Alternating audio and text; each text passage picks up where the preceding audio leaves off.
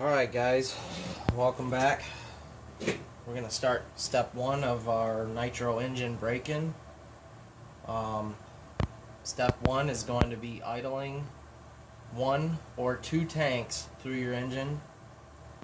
Now for this particular engine I'm going to idle 2 tanks through it because this engine is going to be really tight, and it just pays off in the long run to take a little bit more time with your break-in and not totally rush through it.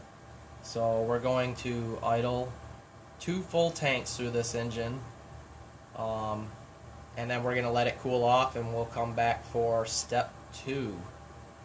So I've already got my engine preheating right now.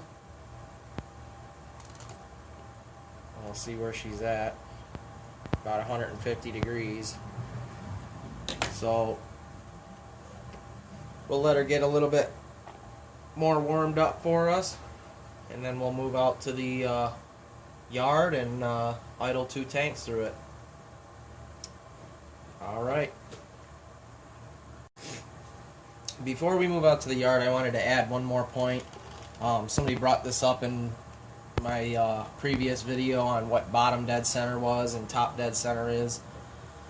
Well, when your engine is new and it's really tight, it's going to be somewhat of a struggle kind of to get the engine to stay running. You're going to have a lot of pinch. So typically what will happen on your first tank is you'll fire it up and it might run, and then it might all of a sudden just stall out. Well, don't freak out right away. Usually what happens is the piston is traveling upward in the sleeve of the engine, and because there's so much pinch on that sleeve, it actually pinches the head of the piston too much, and it causes the engine to stall out. So if that happens, what you need to do is move your flywheel so that it's free again. And what will happen typically is when it's idling, it would die and the flywheel would be stuck, or it would be lodged. Well, now if that happens, you can use your finger to loosen it up so that it's free again, and you can see right there it's free at bottom dead center, and when it gets tight it's going towards top dead center, so right there it's tight. What would happen is it'd be tight and you want to loosen it up, okay, and then you want to fire the engine back up if that happens. That happens often, so don't freak out and think your motor's broken. Just make sure that when you go to start it again it's free, because it won't turn the engine over with the piston and the sleeve locked together pretty much. So that's just a quick tip. Thanks to Will Taylor for bringing that up. That's a good point to bring up in this video or this series. So if you have that, make sure that you free the flywheel up and get back to work. Alright guys, we're going to get step 1 started here. We've got our engine preheated.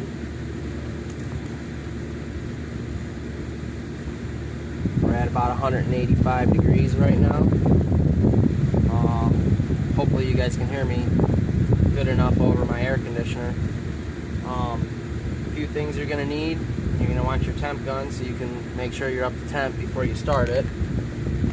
Like I said, you want to be as close to 200 degrees before firing your engine. You can supplement heat with a hair dryer, a heat gun, or one of these, which I highly recommend. And in my last video I said something to the tune of they cost about $100. I happened to stumble across them online. They look like they're going for a little bit cheaper now, around 60, 75 bucks. So definitely a worthy investment.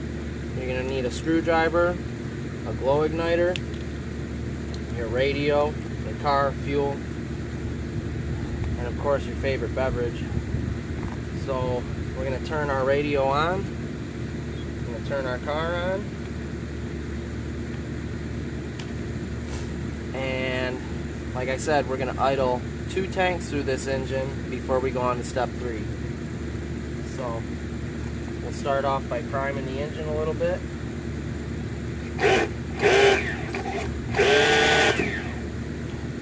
Glow igniter. I'm going to leave this heater plugged in the whole time I'm idling this tank because I want to keep the temperatures as close to 200 while idling this first few tanks. Typically when you're starting a new engine and they're super rich, they tend to run very cool because of all the fuel that's going through the engine. Not until you lean it out later on will you be able to, you know, get those higher temperatures. So we're going to keep this on, keep it plugged in to supplement the heat, keep it nice and hot through these first two tanks.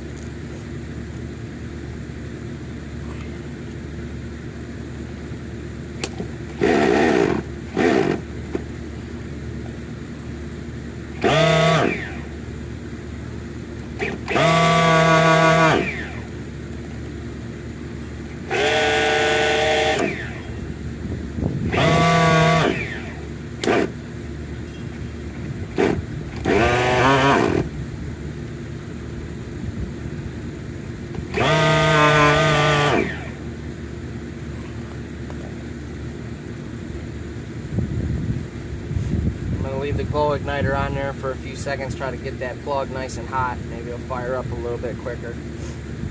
It's normal to struggle a little bit to start them up right away.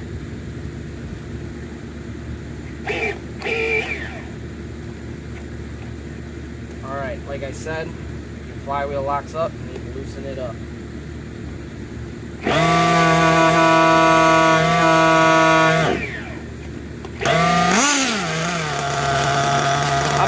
Igniter on there for a few seconds, get some heat in the engine.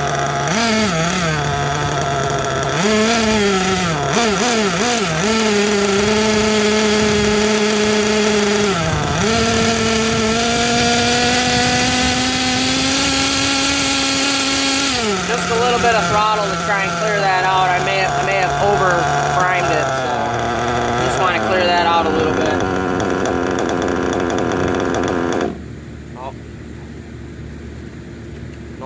Normal break-in stuff here, guys.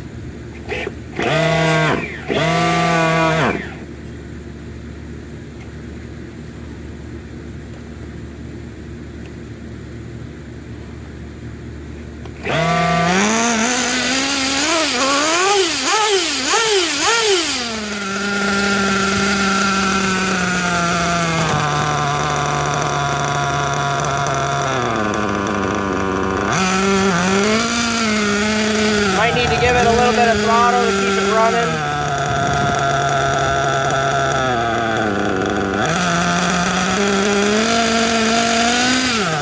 Might need to turn the idle up a little bit.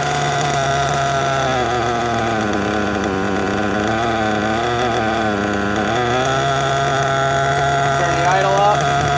I'm going to leave it here. I'm going to idle 2 whole tanks through it. Easy stuff, guys.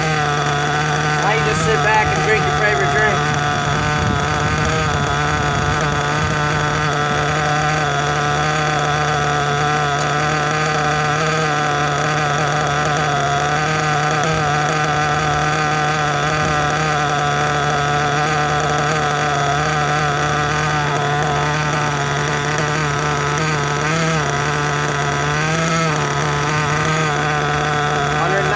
Right now.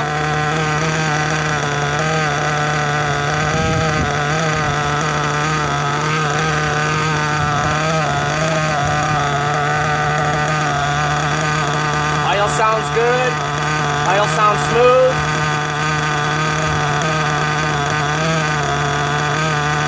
At least for how rich it is.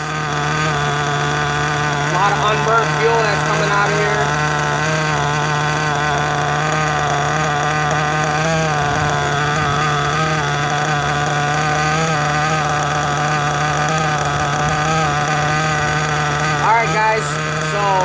Make this video too long, I'm going to cut the video off here, idle 2 tanks through it back to back and let the engine cool down entirely, and then we're going to come back for step 3.